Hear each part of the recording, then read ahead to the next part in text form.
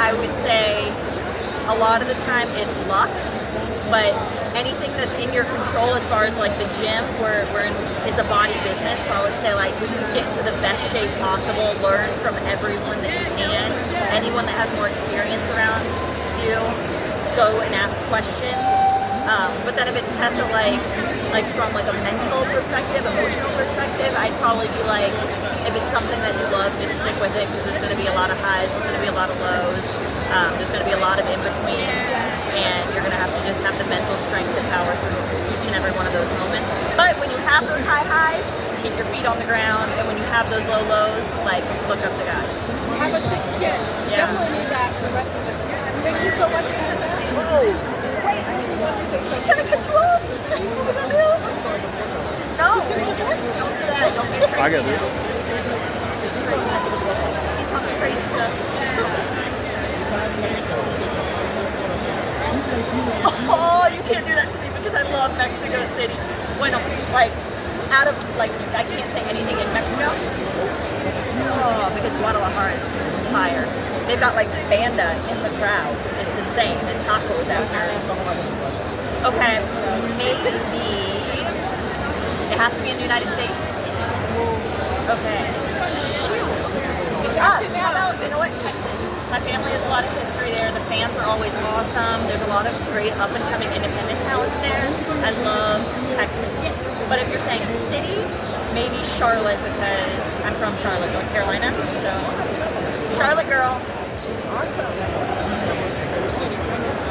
You divorced her, we're coming back.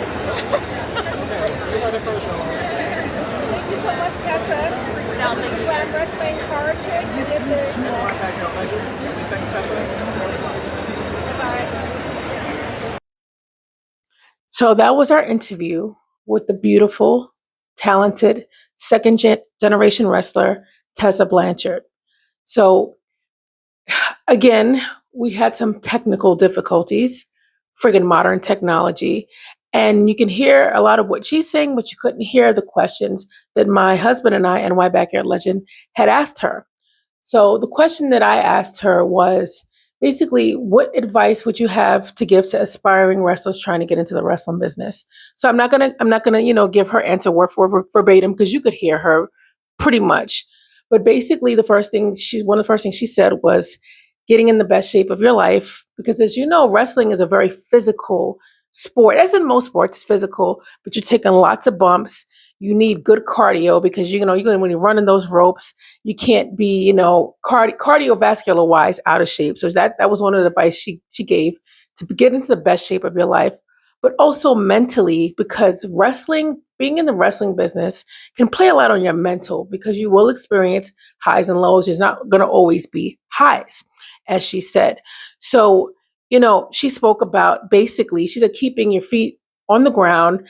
And she said, when there's highs. So basically, you guys pretty much know what she meant, but it's very easy to get a big head when you are on the top. But staying humble means everything, when you're on the top. So basically, that's what she said. And also, when you are experiencing lows, depending on your level of spirituality, is, talk to God. So that was basically what she said. And for the question that we asked her, and my husband wanted to know what was her favorite city in America to wrestle in. So as you heard her answer, and I didn't even know that she was from Charlotte. I had no clue. So I found out that day that she was from Charlotte. So she said Charlotte, but I just kind of wanted to wrap things up, because technical difficulties, and until I work on that, yeah. But anyway, guys, thanks for watching, and I can't wait to get more content for you guys. And yes, it's going to be a fun year. Take care until next time. I see it.